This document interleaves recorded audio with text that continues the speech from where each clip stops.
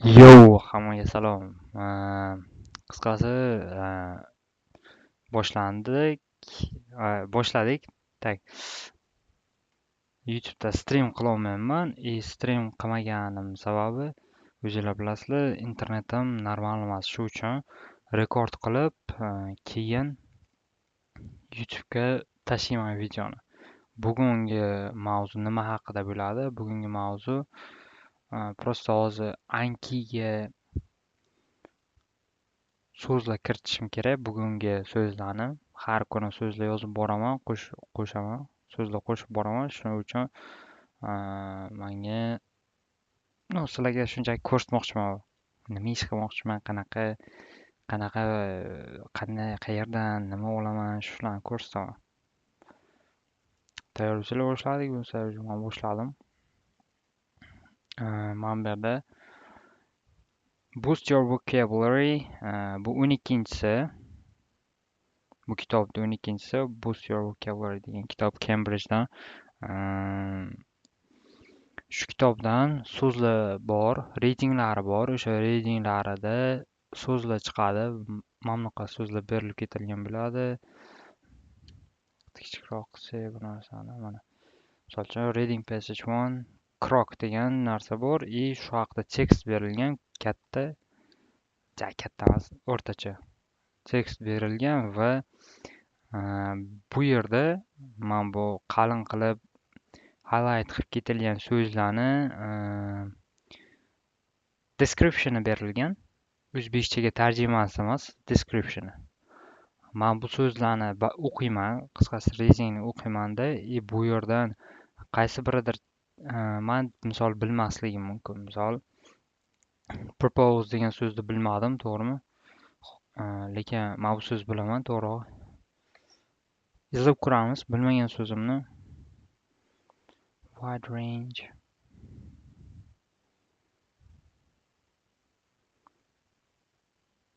Men bu so'zni men bilmayman. Insulating. Bu yerda izlayman.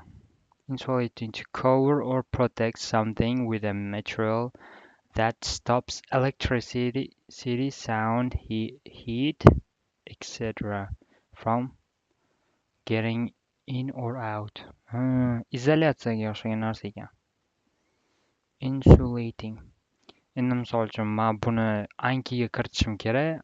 Mana Ankini tabini ochib olganman. Va menga kerakli bo'ladigan narsa bu so'zni o'zbekcha tarjimasini bilishim kerak. O'zbekchada men yodlayotganim o'zbekcha, inglizcha, ingliz tilidan ingliz tiliga emas, ingliz tilidan o'zbekchaga yodlayman. Va men bu yerda Chrome'ni yoki Firefox'ni farqi tabni ochib olasizlar. Wisdom bor hammada. Misol yo'q bo'lsa izlab shu saytga kirishinglar mumkin. Tak, shu so'zni endi yozaman men.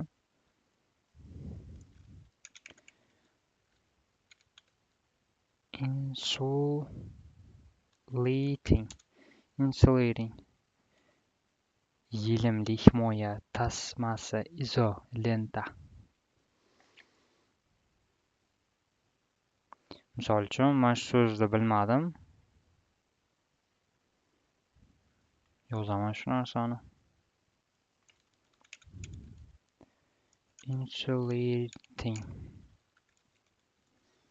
Insulating. Izolenta deb yozib qo'yamiz, chunki shunda menga tushunarliroq bo'ladi.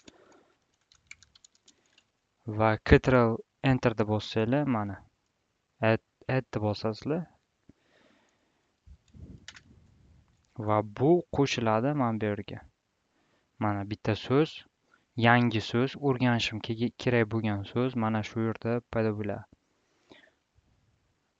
Xo'p, endi buni pastga olib qo'yamiz. Va keyingi men bilmaydigan so'zni izlayman. Constant. Yo'q, so'z doimiy edi. Doimiy degan 20 gradus sol year round developing. Yana izlaymiz. Structure. Replicating. Duplicate. Replicate misol uchun mana shu so'zni men bilmayman. Replicate.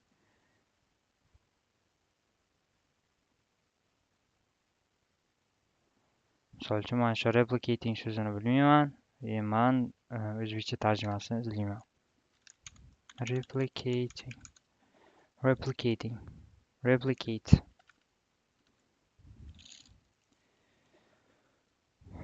Ko'chirmoq, ko'chirmoq, xuddi o'shani takrorlamoq. Replicate. Misol shu so'zni bilmaganim uchun yozib qo'yaman. Replicate.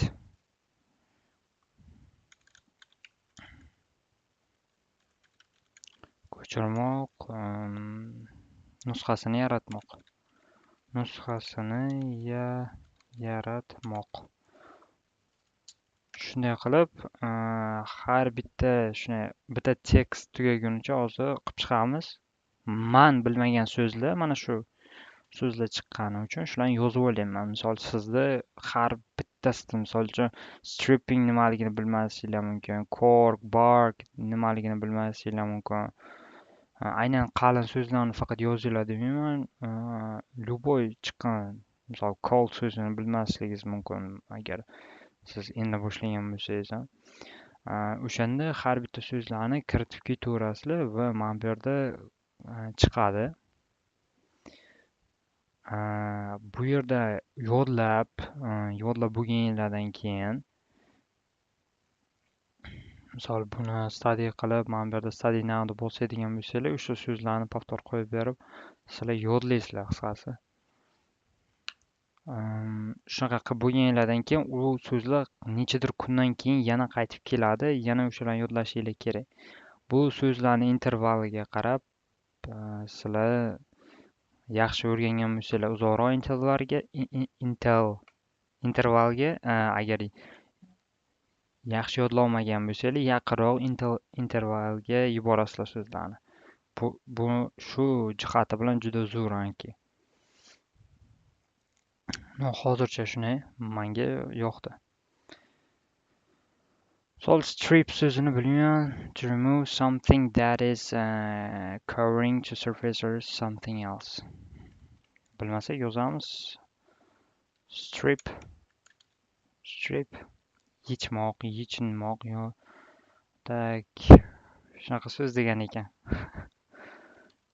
Strip. Yechmoq, yechinmoq. Strip. Patents able to continue.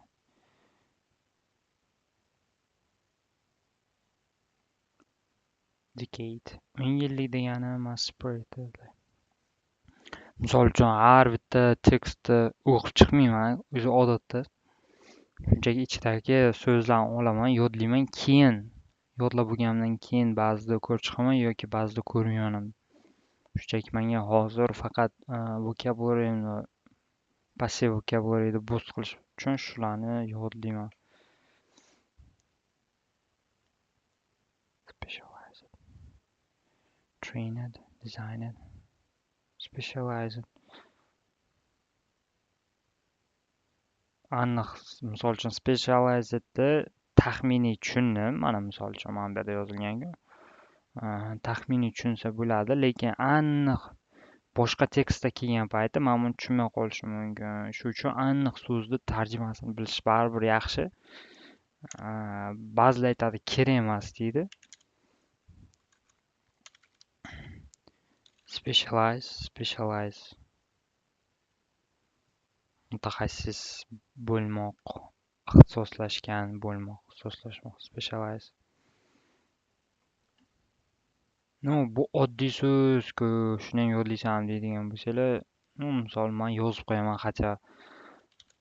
Agar o'sha payt takrorlashim kerak bo'lgan paytda kelgan paytda bu so'zni bilsam yaxshi, bilmasam yana bir ko'zim o'rganadi, ko'z yugurtiraman bunga.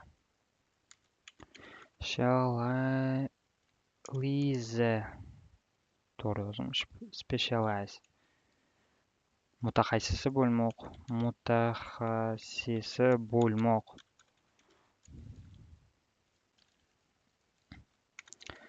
ixtisoslashmoq. Ixtisoslashmoq. Yozib qo'ydim. Endi navbat yana izlaymiz. Mechanical.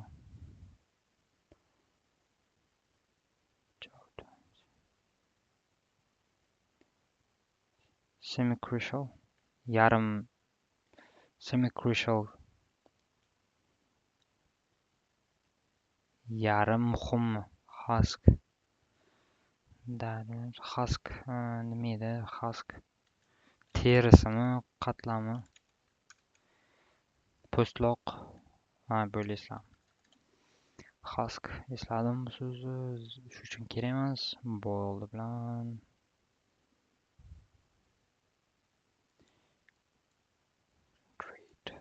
Cork board and cork tiles are ideal for thermal and caustic.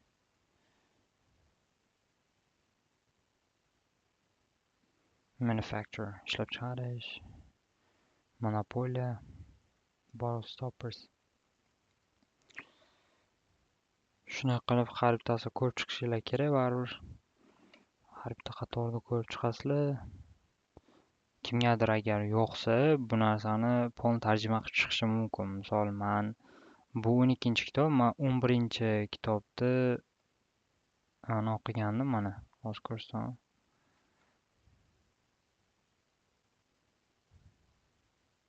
Mana bu 11-kitob. Xuddi shu kitob faqat ko'proq edi. O'shani har bittasini mana oxiriga kelib qo'yganman. Hamma so'zlarni yozib chiqqanman. Bunda 110 varoq yoki betmi, 110 bet narsa, juda ko'p reading bor. Juda ham ko'p so'zlar bor ichida. O'shalarni yodlab chiqqandim. Endi 12 ga keldim.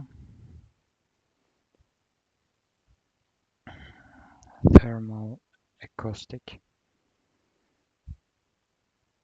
Acoustic, misol uchun mana shu so'zni bilmayman.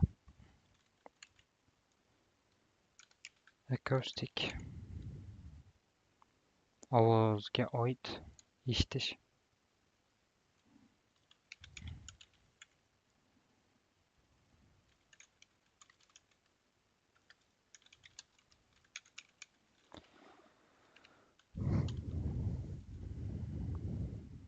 Adjektiv shundan ekan. O'zgartish akustika.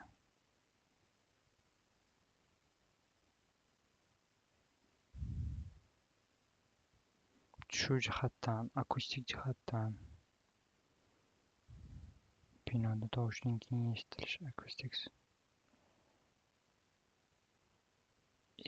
Insulation. Okay, buni yana saqlanib qilamiz. Yana dalcha davom etamiz. Concentration. Spoil. Misol uchun spoil so'zini ruin, destroy debdi. Va bu so'zni men o'zbekcha to'g'ridan-to'g'ri tarjimasini bilmayman. Shunchaki tushundim. Buzish ma'nosida, destroy, buzish shu ma'nosida kelar ekan, lekin baribir ham men shunaqa odamman. Men perfeksionistman. Ko'p so'zlarni aniq точно tarjimasini bilishni xohlayman. Shu uchun shu yozib chiqaman har bittasini. Barbod qilmoq, buzmoq, chippakka chiqarmoq, rasvosi chiqmoq. Spoil. I want to spoil your fun. Don't let me spoil your evening. Why do you always have to spoil everything? Spoil. Eshitishinglar mumkin. Spoil. Talaffuzini yozamiz. Spoil. Barbod qilmoq, buzmoq deb yozib qo'yaylik.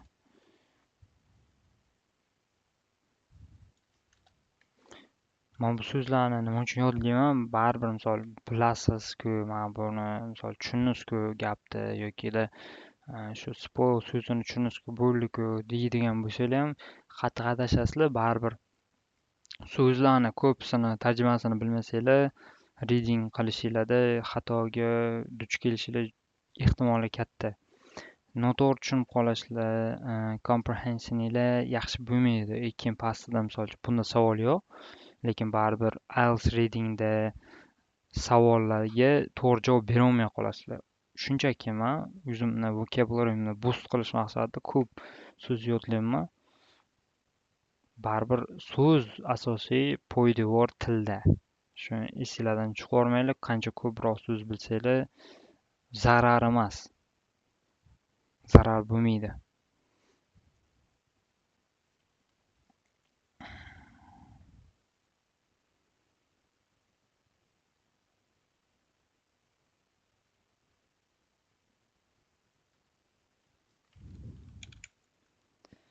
Substitute.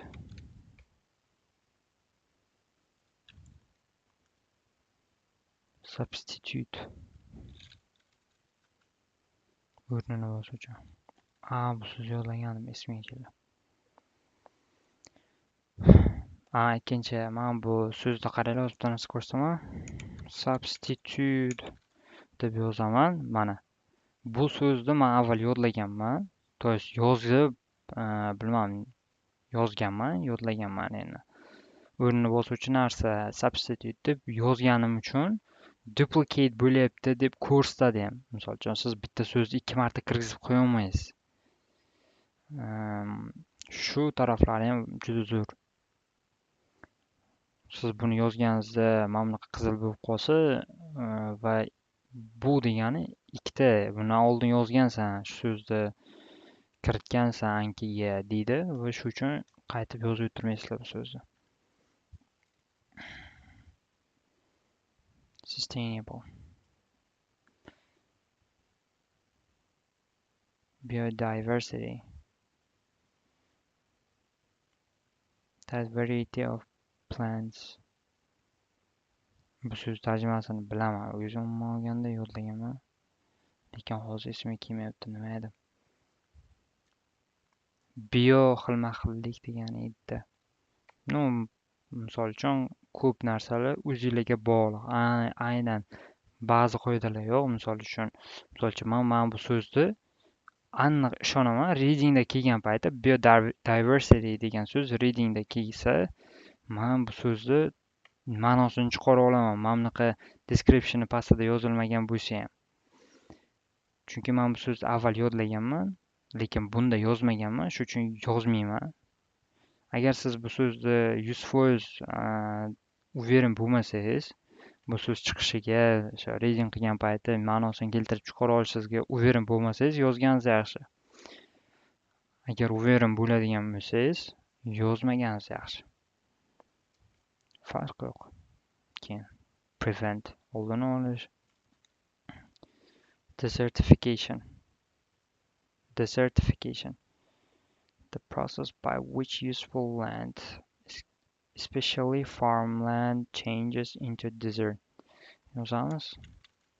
Desertification. Qayerdadir xato qildim. On. Cho'llashtirish. Desertification ekan. Desertification. Desertification. Desertification. Desertification. Bu so'zga o'xshagan narsa bor edi. O'rmonlarni kesishga o'xshagan so'z. Adashmasam nima edi u so'z esimdan chiqdi. Buni yozib qo'yaylik. Cho'llashtirish. Cho'llashish. Deforestation edi. Deforce. O'rmonlarni qisqartirish so'zga o'xshagan. Misol uchun bo'lib, birinchi readingda Manda nechta so'z chiqdi hozir ko'ramiz. Birinchi readingda 7 ta menga notanish, yodlashim kerak bo'lgan so'z chiqdi. Keyin bitta narsa readingda bitta narsa bor. Misol uchun siz so'zlarni tarjimasini bilyapsizda, lekin gapni tarjima qila olmayapsiz. Bu sizni grammatikaga yetishmayotgani, grammatikaga yaxshi emasligidan dalolat beradi. Va ba'zida nima desam, doim ham grammatika emas, ba'zida sizda o'z tajribangiz yo'qligi, ko'proq ko'rishingiz kerak, ko'proq tekst tarjima qilishingiz kerak. Shunda siz yaxshi, nima desam, ko'p bazaga ega bo'lasiz reading tarjima qilishda.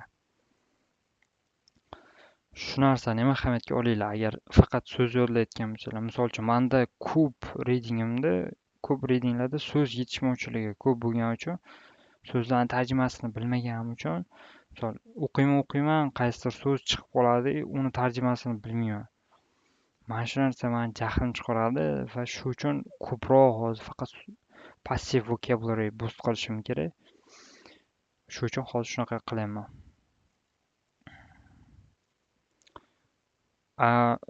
Уже men so'zlarni ko'paytirib, ma'lum darajada misol ko'proq so'z bo'lganida o'zim ishonganimda readingda o'sha so'zlar, notanish so'zlar kamroq chiqa boshlaganida men keyin o'qib boshlayman. Buni grammatikasini, so'z gaplarning strukturasi bor, o'sha strukturasini qo'llay boshlayman. Meni fikrimcha shunaqa qilsam kerak. Xo'p, sizlarga omad. Mana shu kitobdan topib yodlaysizlar. Telegramda bor edi. Booster Vocabulary Campmi? Hozir aytaman nomini. Vocabulary Cambridge IELTS 12. Mana shu kitob. Shu kitobdan men so'z yodlayman. Sizlarga ham shu readingni tavsiya qilaman. Readingda juda zo'r foyda beradi. Misol uchun men bittagina bundan yodlamayman so'zlarni. Tak. Menga hozir yana sizlarga bitta kitob ko'rsataman. Yana o'qiyotgan kitobim hozir. Mana bu kitob juda zo'r. Reading Explore 0 ham bor. Men 0ni o'qib chiqdim. 0da deyarli hech qanaqa nima desam, menda muammo bo'lgani yo'q. Tekstlarni tarjima qilishda deyarli hech qanday muammo bo'lgani yo'q. Savollari ham bor. Hozir ko'rsataman. Misol shu kitob Reading Explore. Bu kitob National Geographic shu bilsanglar har xil videolar oladi-yu, nimada dokumentalniy filmlar oladi, tabiatga oid, hayvonlarga oid. Shu National Geographicdan nima sponsor bo'lishi kerak, adashmasam. O'shani kitobi. Qisqasi, mana bundan boshlanadi kitob. Mana bu yerda mavzular. Ketdi, mana bu yerda boshlanadi. Birinchi mavzu Amazing Animals. Sizlar mana bu yerda bir-ikki o'qiysizlar. Before you read, tekst o'qishinglardan oldin o'qishinglar kerak bo'lgan narsalar. Va undan keyin boshlanadi tekst. The Incredible Dolphin. Misol shu tekstni o'qiysizlar. Mana A paragraf, B paragraf, C'si bor, D paragraf va shularni o'qib, mana bu pastda reading comprehension uchun maxsus savollar bor. Shu savollarni ishlaysizlar. Misol men bu mavzuni ishladim. Yana pastda yana ham o'sha so'zlarni tepada chiqqan ba'zi so'zlar bor. Mana bunaqa special, alike, smart, communicate degan so'zlar bor. Bularni yodlashinglar uchun ham zo'r. Agar siz darajangiz pastroq bo'ladigan bo'lsa, shulardan ham yodlasangiz bo'ladi. Men buni to'pa uchun qilyapman. Tezroq tarjima qila olish yoki ko'zda readingni o'rgatish uchun. Matnni ko'rganda tez o'qib tushunib ketish uchun. Misol, many people say dolphins are intelligent. They seem to be able to think, understand and learn things quickly. But are they as smart as humans, or are they more like cats and dogs? Dolphins use their brains quite differently from the way people do, but scientists say dolphins are and humans are alike in some ways. How? Some ways, and how deyaptilar. Misol uchun mana shu paragraf o'qidim, tushundim. Shunaqa qilib tezroq o'qib tushunib ketishim uchun shu kitob menga zo'r. Bundan qiyini ham bor. Prosta ularga juda qiynalib ketaman. O'sha uchun faqat to'ppa tezligimni, o'qish tezligimni va tekstlarga ko'zim o'rganishi uchun shu kitobdan ishlayman. Bu kitob nomi mana bu yerda yozib qo'yilgan Reading Explorer 1.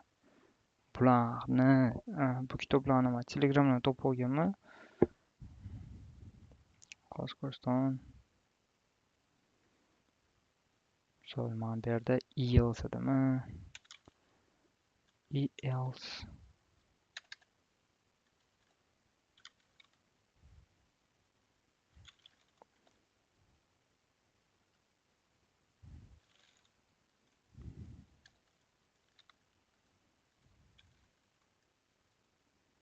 IELTS edimi? Nima edi kitob esimdan chiqib ketdi.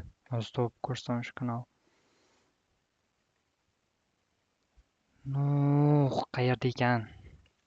Mana bu chiqib qolibdi. Mana shu kanaldan topganman hammasini. Va bu yerda mana bu kitob ham bor. IELTS Without Answers. Bu kitob juda murakkab, shuning uchun men bundan ishlamayman. Qisqasi shu bugungi. Internetim yaxshi bo'lmagani uchun men stream qilmayman. Buni videoni rekord qilib turib, endi YouTube'ga qo'yaman. Tak, sog' bo'linglar. Mayli, charchamaylar.